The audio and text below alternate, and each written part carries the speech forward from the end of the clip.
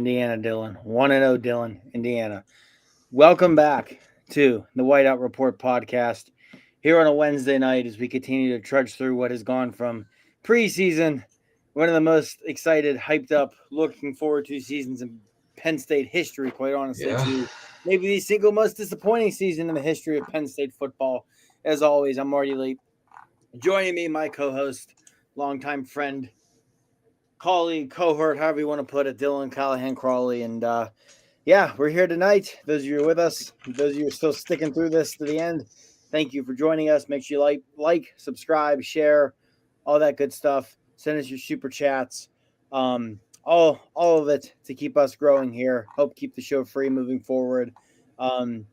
Yeah, so this weekend, Penn State, another not going to be an easy one. Last weekend, you went on the road to play the number one team in the country. You get to come home this weekend, but you play the number two team in the country in Indiana, who quite honestly has probably been even more impressive than Ohio State this year. I mean, I think without a doubt, Indiana, that win at Autzen Stadium, especially due to the way they did, was more impressive than anything Ohio State has done. So yeah, this is one that, I think against the Buckeyes, Penn State came out for the first half, played well. They fought. What you would expect for Penn State against Ohio State. Mark and I talked about on the previous show last Wednesday. They've always done a good job of getting up for the Buckeyes. I expected them, at least for a half, to fight and hang around, which they did before falling 38-14. But you kind of felt like, Mark and I mentioned this last Wednesday, as weird as it may sound, because that game was in Columbus, it felt like if they were going to win one of these two, that was going to be the one. And now with Indiana coming to town, part of it is because, Kurt Cignetti has proven – he's not going to take his foot off the gas. If he's got a chance to run you into the ground, he's going to do it. Yeah, so it could be a long Saturday for the Nittany Lions at Beaver Stadium. Yeah, it's I really don't know what to expect on Saturday. It's kind of hard to it's just so hard to fathom where this season has gone over the last 2 months, and you want to believe that they could keep it close. You want to believe that maybe they could pull off the upset because all of the talent that was there in the preseason and at the end of September when they're number 2 team in the country is still there. But at the end of the day, this is just not a well-coached Penn State team, and we've seen that now for the last 5 weeks. And barring a miracle on Saturday at Beaver Stadium, this team is going to tie, the second longest losing streak in program history. There's, it's just, it is still hard to fathom just how fast and how this has gone downhill so quickly for Penn State over the last couple weeks. And yeah, I want to sit here today and tell everybody listening that, Penn State's going to compete in this game for 4 quarters, but I just don't see it happening, Marty. And I think there's a chance that this week is worse than last week for Penn State. And, you look at what was being reported on the X machine tonight about practice and how this was the lowest energy practice that Penn State media has seen in quite some time. And it is not going well in Happy Valley. And we talk about quit factor. I think quit factor may have finally sank in after the Ohio State game, which makes sense because this team was built to play in 2 games this year, Oregon and Ohio State. Those 2 games are now complete. They lost both in 2 very different fashions, and 2 very different storylines with both of those games. But both games are now in the past. Those are the 2 games that this season was supposed to be built around. And I think the quit factor may have finally sunk in. Yeah, and this isn't even. I think coming into the year, had you said, "Hey, Penn State's going to lose to Oregon and Ohio State," you're going to say, "All right, well, they're going to go into Indiana. They're going to be 6-2. They're still going to have everything in front of them, right?" And so it's just the culmination of things, and we have seen better Penn State teams, much better Penn State teams than this one, lose to Ohio State and come out the following week and lay a clunker, right? Yeah. 2017 against Michigan State, 2018 against Michigan State. We've seen it happen. So, when was it? Drew's first year as a starter against a really bad Indiana team the week after losing to Ohio State, they damn near lost. Like it's Yeah. that's been a thing. And at this point we'd been saying there was nothing left in essence to play for. I get they can still get the bowl eligibility, but let's be honest, even if they get 3 more wins and get to 6-6, this team's not going to accept the bowl bid. They're not going to, because these guys are going to be figuring out where they're going to be next year. It's unfortunate that this is where we're at because of the expectations that were there coming into the season. You were one bounce of a ball away in overtime from beating Oregon, being the number 1 team in the country, in this season looking so much different than what it does. This program looking so much different than what it does. You mentioned the quit factor. I'll be curious too at this on Saturday. What's that crowd going to be like at Beaver Stadium, right? You have an Indiana team coming into town ranked number 2 in the country. You'd expect that place to be packed and rocking. But man, I think at this point, most of the fan base is more concerned with the coaching search than they are the product on the field, which is unfortunate, but I understand it. And again, this is a game. I'm with you. I think this is going to get worse than the Ohio State game. Again, Cignetti is a guy who will put his foot down. He has shown he's not going to let up. Fernando Mendoza is potentially playing himself into being the Heisman favorite and maybe the favorite to be, 1-1 in April. Mendoza has just had a tremendous season, 2,124 yards, 25 scores, only 4 interceptions. You look at the receivers they have, Elijah Surratt might be the single most underrated player in all of college football. Omar Cooper is no slouch. They can run the ball. Their front 7, other than the Buckeyes, is the best front 7 Penn State's going to see. You might be the best front 7 in the Big Ten, other than Ohio State's, right? This one has the potential to get ugly and fast on Saturday, and the quit factor is part of that, because if you fall down early, if you're Penn State, 7-0, 10-0, 14-0, you're going to throw your hands up and just that's going to be it, right? Because I think a lot of these guys too, they know. We've talked on here before this season where when you have seasons like this, a lot of times it's like, hey, young guys, let's build for next year, get those bowl practices in. None of that applies to this team because of the coaching situation, right? You don't know who your head coach is going to be. Of these coaches on staff, you don't know who, if any of them, are going to be back. Yep. It's something that literally has never been seen before at Penn State, right? We talked about the history aspect of it. James Franklin is the first head coach in the history of Penn State football to be fired due to on-field performance. This has literally never happened to Penn State before. Yeah. And then you throw in today's era with the transfer portal and everything.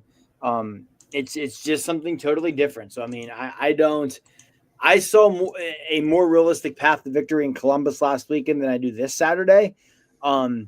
And maybe we'll see some history on Saturday. Penn State 25-2 all time against Indiana. Both losses were in Bloomington. The Hoosiers have never won at Beaver Stadium. I fully expect that to change this weekend. I will say, though, of those 2 losses, I'm still waiting to see the angle that showed me Michael Penix getting into the end zone on that 2-point try in 2020. I still will never admit that they got that call right, because they did not. He was out of bounds, and that was another call that may have swung an entire season. But yeah, if the Nittany Lions are going to win this on Saturday, I have a hard time seeing a path to that. Maybe you do. I think it's going to have to be a game almost the way we've seen Iowa do to teams before. Pull them down in the mud, forcing turnovers, running the ball, shortening the game. You're probably going to need to be +2, +3 in the turnover margin to even have a chance here. Maybe block a kick, something on special teams. I don't know about you, but I don't see any path to victory here whatsoever. Yeah, no, you talk about, that shortening the game and, winning this one defensively. The problem is you just haven't seen Penn State put that type of defensive effort together since regulation against Oregon. And I expect it to be worse this week, final score-wise, because Ohio State, despite the talent, is not built on the explosiveness, which is crazy to say. He's even more crazier to think after seeing what we saw last week. But on top of that, they're not a team right now that is looking to necessarily run up the score, Kirk Cignetti will run up the score. Uh, he is not going to be worried about optics or anything like that. He's if he can put a 50 burger on Penn State this weekend, he's going to put a 50 burger on Penn State this weekend. And then, yeah, I don't see how they keep this one close, let alone win it. The offense has been bad all season. They had some success in the first half last week against Ohio State, but Andy Koltonicki went totally opposite of everything that worked in the first half against Ohio State in the second half. And I just don't believe that he's going to be able to call a good enough game to keep this one as close as the Nittany Lions are going to have to. It's a recipe for disaster. Yeah, it is. And I think part of it too with Indiana, and like you said, they're going to put the hammer down, pedal to the floor. That's who Cignetti is. Also, again, to circle back to Fernando Mendoza, the guy might be the Heisman front runner. You're going to look to run up those stats, pad those stats for the Heisman Trophy, which you can like that, dislike whatever it is, but I get it, especially a school like Indiana, right? It's Indiana. You can say as Indiana, we had a quarterback win the Heisman Trophy and get drafted #1 overall. That's something that even a year ago at this time would have sounded impossible. Right. So I'm not going to fault Cignetti for that. He's literally changing that program. I'm not going to fault him for doing it the way he's going to do it. Right. But yeah, again, I think if there's any path, it's the Iowa, right? It's dragging them down in the mud. Like I said, turnover, especially, but the biggest issue is this defense, which coming into the year, you weren't super concerned about. And like you said, since the end of regulation against Oregon, there's been nothing there to give you reason for belief that they can do it. Yeah, some of it's injuries, but man, I mean, if losing one player, especially at linebacker, you're not even talking like your shutdown corner, your top pass rush, or anything of the sort, it cripples the defense as much as losing Tony Rojas apparently has to this unit. You were never built for success anyway. You were never built to be a championship unit anyway.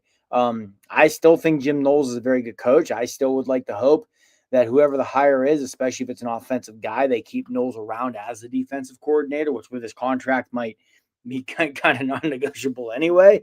But speaking of coordinators, I'm going to circle back to Andy Koltonicki real quick ahead of this weekend. Like you mentioned, I mean, I know this is kind of a dual preview Indiana kind of debrief some things for Ohio State since we weren't able to come to you on Saturday. But I thought in the first – when the first half, what was it? They ran the pull and pin running concept, I think, 6 times, averaging like 7-8 yards a carry, and never called it once in the second half. They ran the first play of the game, and Katron Allen ripped off, 29-30 yards. It's just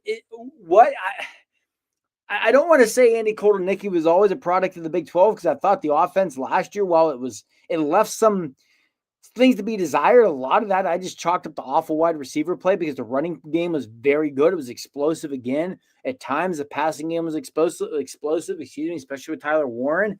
But just, man, what has happened with Andy Koltonicki this year? He has just seemingly regressed so much as a play caller, as a schemer, his feel for the game, all of that. And, it makes me wonder, A, why he hasn't been relieved of his duties yet, and B, man, has there been any coach in college football coordinator wise who has had a more just fall from grace in the last calendar year or so than Andy Koltonicki? I mean, it would be hard to find one who has, right? Yeah. He went from being the undeniable top offensive coordinator all of college football a couple years ago to, is he going to have a job next year? I mean, it's hard to see somebody wanting to hire him as their OC after this year. Perhaps he'll be able to sell on this somebody that it was system, not system. It was he didn't have the personnel to fit the system. But I mean, at the end of the day, the dude's been just terrible at play calling the last, this whole season. Even last year, it wasn't great. Yeah, last year there were some times. I mean, I go back to that Notre Dame game where, I remember after that game, coming on the post game show with Mark or with Greg and being like, man, Nick Singleton could have scored 7 TDs today, and they just, when they were scheming things up for him, was working, they went away from it. Like you said, there was times last year too where you sat there and scratched your head and just wondered what on earth he was doing. And this was a guy who almost got a head coaching job last year. Yeah. Yeah, I mean, no matter what anyone more, because you know it is when a coach is hired, they were always first choice, right? They're always first choice. Rich Rodriguez was not the first choice. Andy Kordelnicki was the first choice. And maybe he's head coach of West Virginia. He would have done fine back in the Big 12. I don't know. But yeah, like you said, he was the guy West Virginia wanted last year.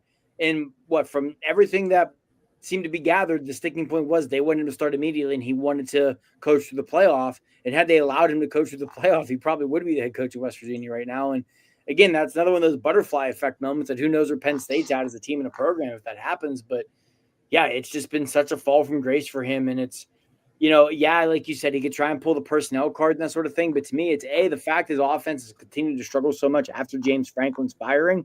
He can't pin it back on that. And B, maybe you don't have the personnel to fit your system, but it's Penn State. You've got talent. And what's the hallmark of any good coach? You build your system around what you've got, right? And it's been so much of square peg, round hole with Drew Aller for 2 years. And I know Drew obviously is done for this year, but it's just crazy to think that here we are, and again, just the insanity that has been this season. That's a big part of it. No, absolutely. And, even beyond that, it's sticking on the offensive side of the ball. I mean, this quarterback situation that Penn State has going into this week, and we haven't talked about yet. Obviously, you think Grunkemeyer is going to be the starting quarterback, but Jackson Smoke is still out. Beckham Kritza did not practice on Wednesday. It's unclear if he'll be ready to go on Saturday, which means the only other quarterback that practiced for Penn State on Wednesday night was Jack Lambert, a walk-on redshirt freshman, sophomore at this point. I mean, sophomore. But either way, a walk-on quarterback right now is your potential number 2 quarterback. And before they play him, they would probably play Liam Clifford at quarterback. So, I mean, Penn State's truly one injury away from this being an all-time disaster at quarterback. And, just when you think it can't get worse for Penn State, it just may get worse. And it doesn't help that, again, this Indiana defense, I know people talk about the offense of Indiana, and I get it. This defense is really damn good. They made Dante Moore look bad at Autzen Stadium. They're allowing 10.8 points per game, which is third in the country. Lewis Moore might be the least talked about defensive star in college football. 5 interceptions on the year for the Hoosiers. He's got 3 pass breakups. He's really good. And, we watched him against Oregon. It contained some pretty good receivers. I don't think he's got much of a challenge of that on Saturday against the Nittany Lions. And it's the frustration of it, I think, if you're Penn State, because you never expected to be in this position. And I get Indiana has really, risen to become something they had never been before in recent years. But I still think if you're Penn State, anytime you look at the schedule and you see Indiana, this shouldn't be a game that you're going into at home as a double-digit favorite, feeling like you've got no shot to win. Most people, if you tell them, hey, Penn State and Indiana are going to play, and one of those teams is first in the country in points per game and third in points against, you're going to guess that's the Nittany Lions, not the Hoosiers. And it just, again, this could be one of the uglier games score-wise for Penn State at Beaver Stadium, in quite a while, if not ever, if they don't come out and have an effort and have a fight and have some heart that, I hate to say it, but I just don't anticipate being there on Saturday. Yeah, no, I 100% agree. And like we said, part of that is just that Kirk Cignetti will run up this score. And I just, you talk about the defense. I just don't see an avenue for Penn State's offense here to keep this one close. I don't know if Penn State's going to get to more than 14, maybe 17 points in this game. They wouldn't have gotten to more than 14 against Ohio State if not for Chaz Coleman, if not for a turnover. And again, that's where it goes back here, where the turnovers, the special teams. That's how you're going to do this. If you're gonna even hang around and have a chance, if you can get this into the fourth quarter as a game, that's how you're going to do it. That's a big reason why they're able to get into halftime as a game against Ohio State. I don't see an avenue there because again, I know with Indiana, I get it. People want to talk about the offense, but this Indiana defense again, it is very very good. It might be, I don't necessarily say underrated because I think the people who are, your big college football people and followers and fans, they get it. They understand how good this Indiana defense is, but it might be the least talked about group in college football. And you want to talk Mhm. about Penn State struggles at linebacker. Indiana's the complete opposite, right? I mean, you've got between Aiden Fisher, Elijah Holiday or Hardy, excuse me, and Isaiah Jones. That's as good as a linebacking trio you're gonna see in the Big Ten this year. Those guys are disruptive. They fly all over the field. I mean, all three of them are big in sacks, tackles for loss. It's just this again. This defense is really good, and with the current state of the Penn State offense, you mentioned the quarterback woes, where obviously you weren't going to go away from Grunkemeyer unless there's an injury anyway right now. But man, if he would get hurt, and it's the Sean Clifford show, it'd be nice to see it. It'd be the Liam Clifford show. You don't feel optimistic.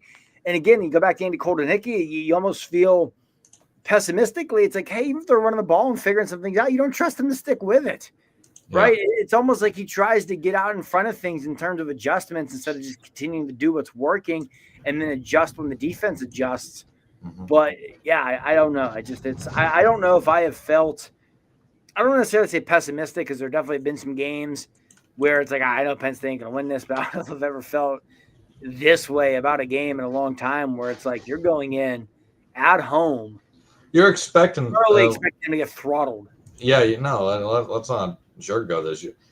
I think most Penn State fans are expecting an ass kicking on Saturday. And even in the sanction years, I don't know if I ever went into a game feeling that way, right? Because like you look at the games, other than that one game in Columbus where it got sideways with Urban Meyer's first year, second year, excuse me, Ohio State went 11-1, and they got mollywopped. I think it was 63-14.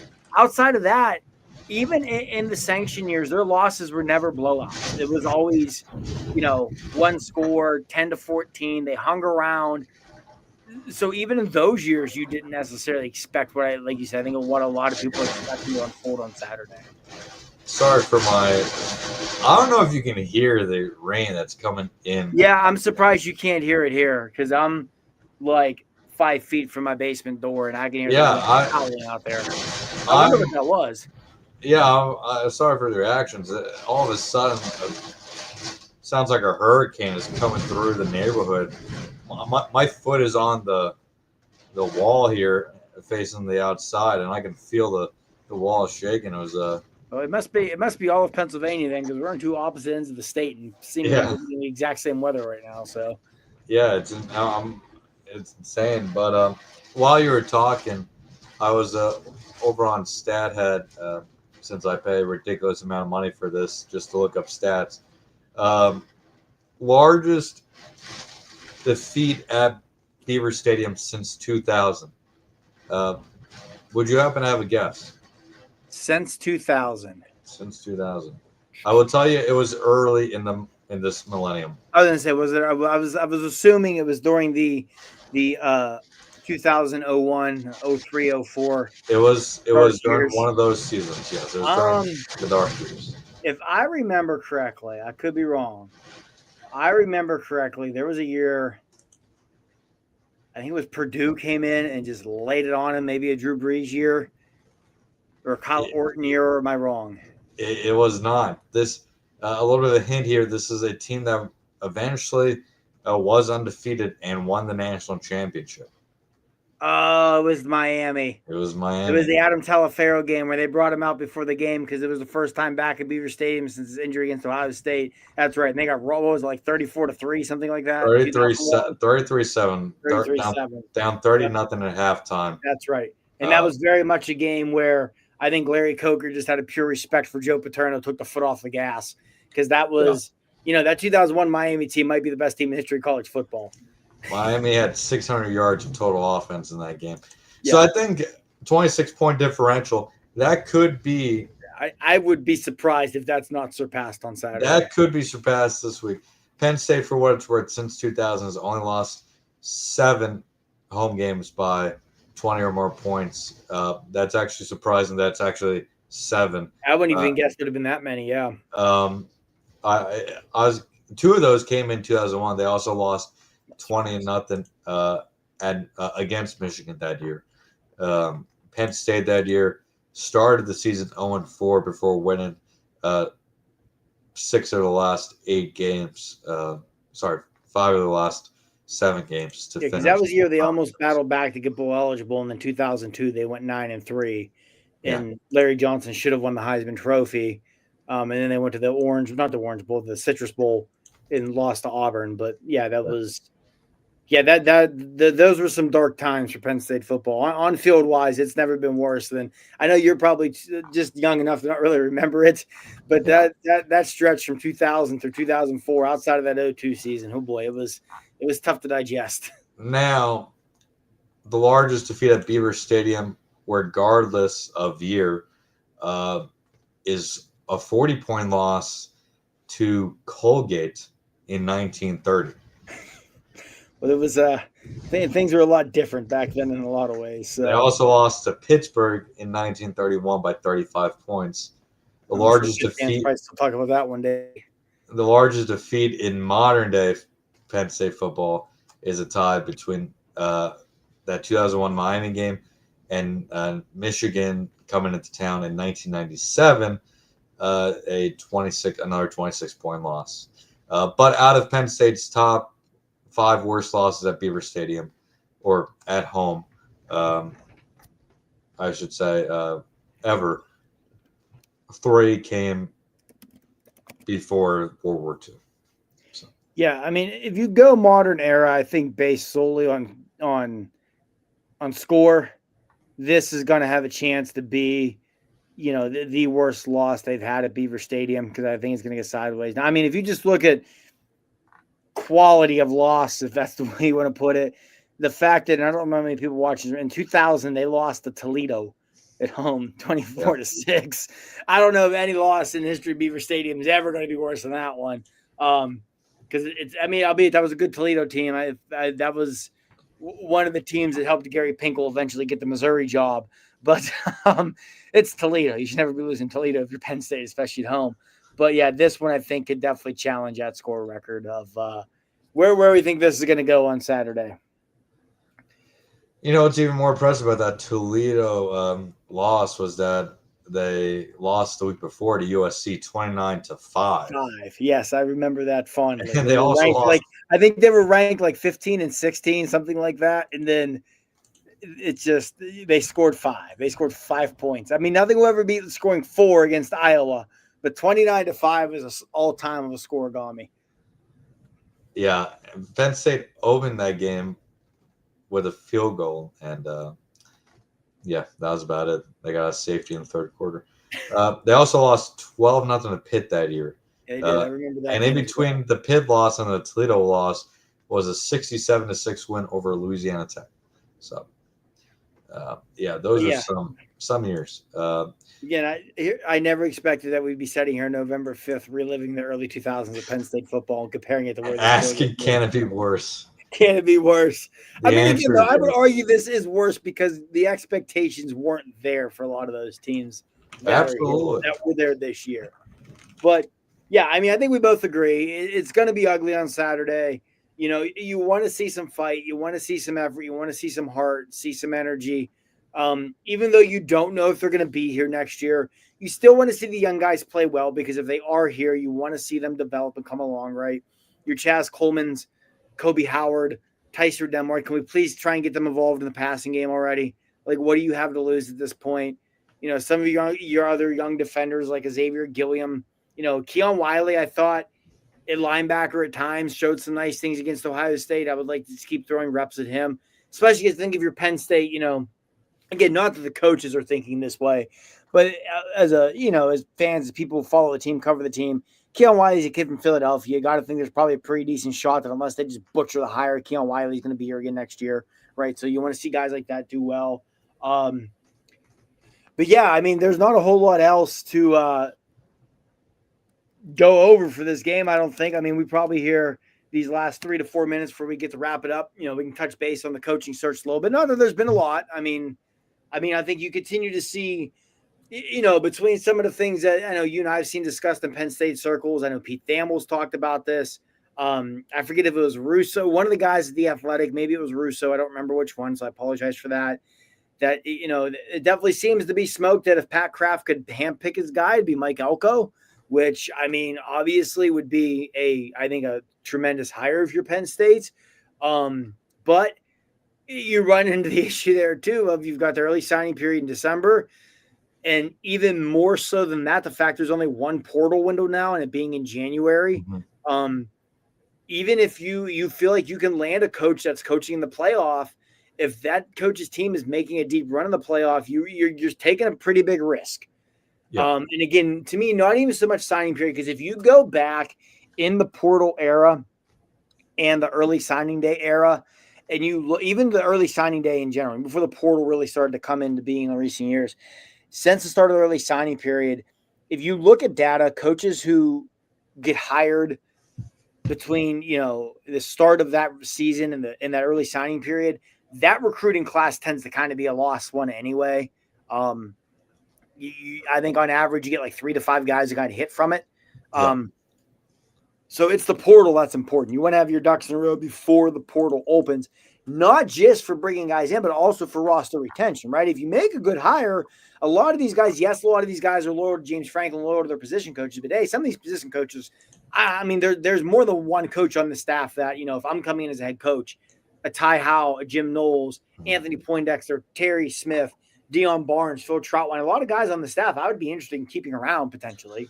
And B, yeah, you may have committed to those coaches, but if you've been at Penn State 2-3 years, you've made relationships, you've gotten comfortable here, you've settled in, your family potentially has moved closer, right?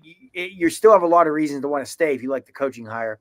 So that's going to be the biggest thing, I think, is getting a coach in place before the portal, which, if they do pursue an Elko, for example, I know you and I, Guy, we've talked about a lot that I saw today was on that Kalesi or whatever it is, not that you can put a lot of stock into this, is now the betting favorite to be the head coach is Eli Drinkowitz. Drinkowitz is the guy who I know you and I both think very highly of as a coach, who I think would, be a tremendous hire for Penn State. I think Drinkowitz is a guy who he's going to get paid between now and probably January 1st, whether that's from Missouri or one of the open jobs.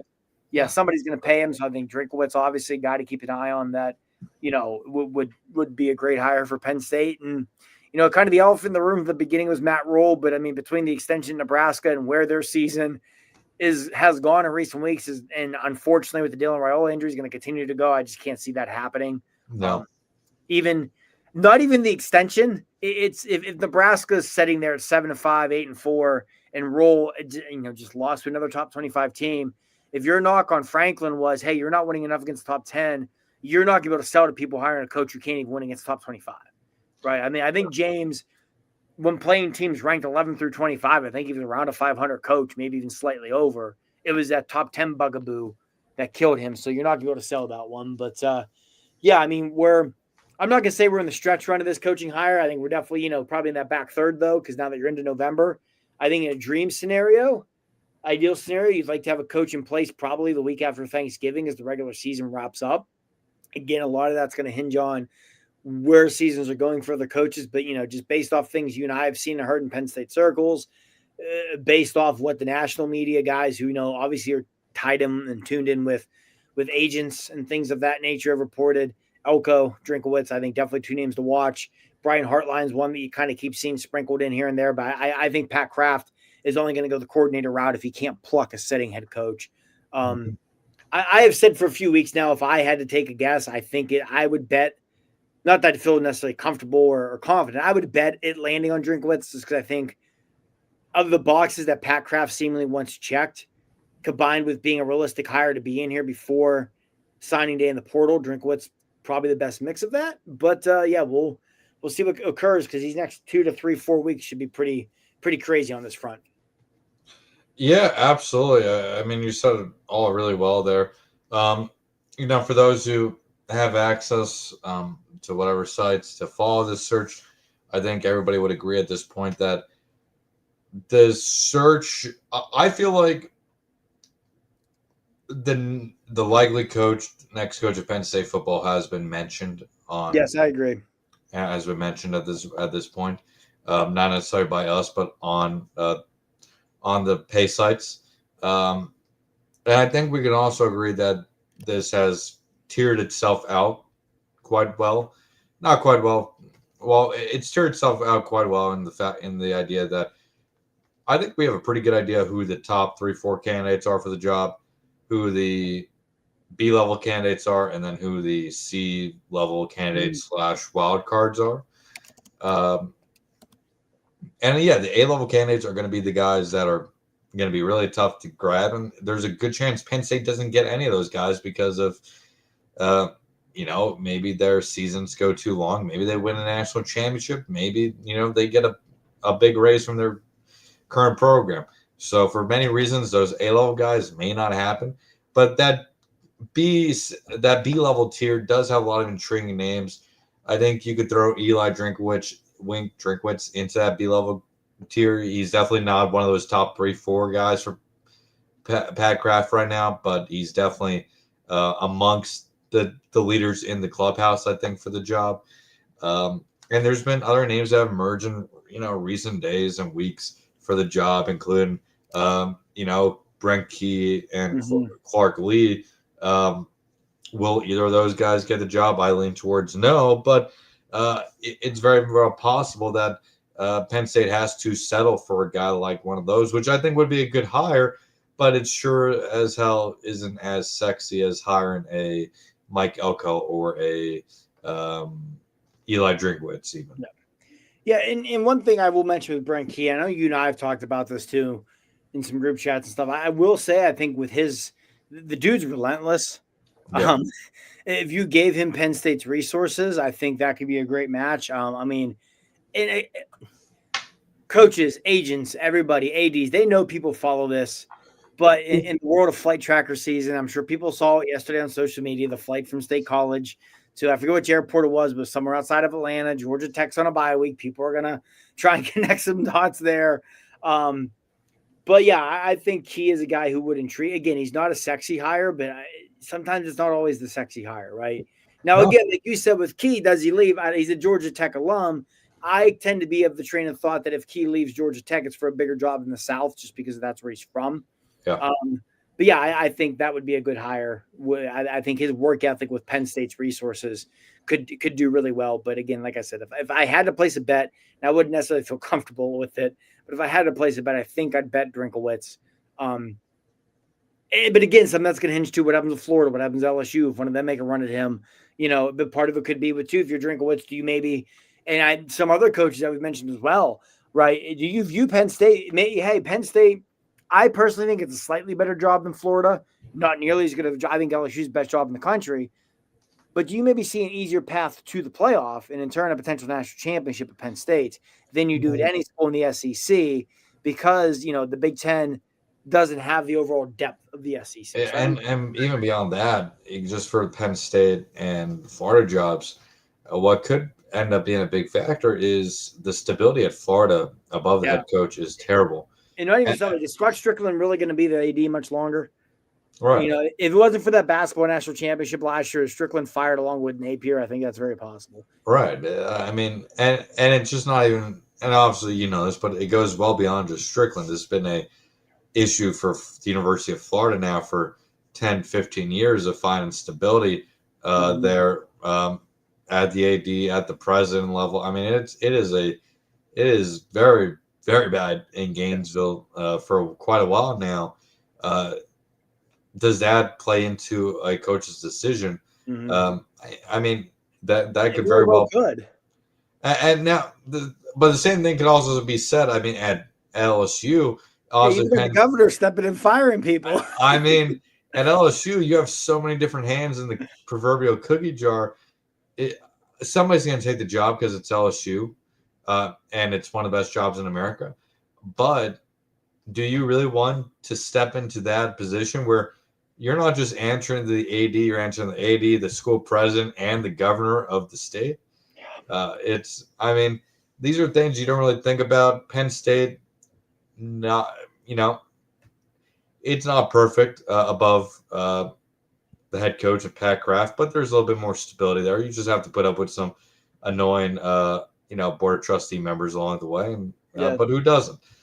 So I think it's going to be interesting to see if the stability at the AD and president positions maybe helps Penn State here more than or how much does that instability at Florida hurt the Gators?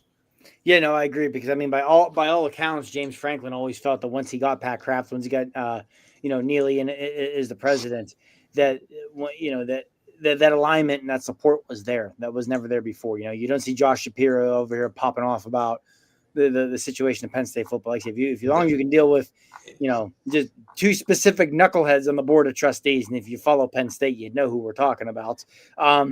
Hey, I know. One of which still owes the university a lot of money for slapping his name on some things they never reimbursed them for. But anyway, as long as you can deal with those two, you'll be just fine. And hey, when it came to that alignment, Franklin was right. The alignment was there. It was also perfectly aligned for them to agree that it was time to move on. So it kind of backfired on him in that sense. But the alignment was certainly there. But yeah, I think Penn State's still one of the top. I think it's the second best job on the market right now. Third at worst. It's better. It's better than Auburn. The only one to tell you Auburn's a better job than Penn State for so many reasons. It is not. You want to talk about dysfunction behind the scenes? I'll show you Auburn, Alabama. Here's the other thing. For while Penn State may not have all the amenities as Florida or LSU, the one thing it does have over Auburn is that Penn State will never be the number 2 in the state. Yep. They'll never be you're never going to be anything but the number 1 in the entire region. Right. So, but anyway, I think we touched on enough here. Yes. I was going to say, I said these last 3 or 4 minutes about 10 minutes ago. So those of you stuck with us, thank you very much. For Dylan, I'm Marty. We'll be back Saturday after the game to wrap things up. Hopefully it's Penn State pulling off a massive upset. Never thought I'd be sitting here saying, let's hope Penn State can pull off the shocking upset of beating Indiana in football. But here we are. So hopefully the Nittany Lions come out, have a good showing Saturday. We'll be here afterward. Big noon on Fox. We'll talk to you guys on Saturday. Thank you as always for being here.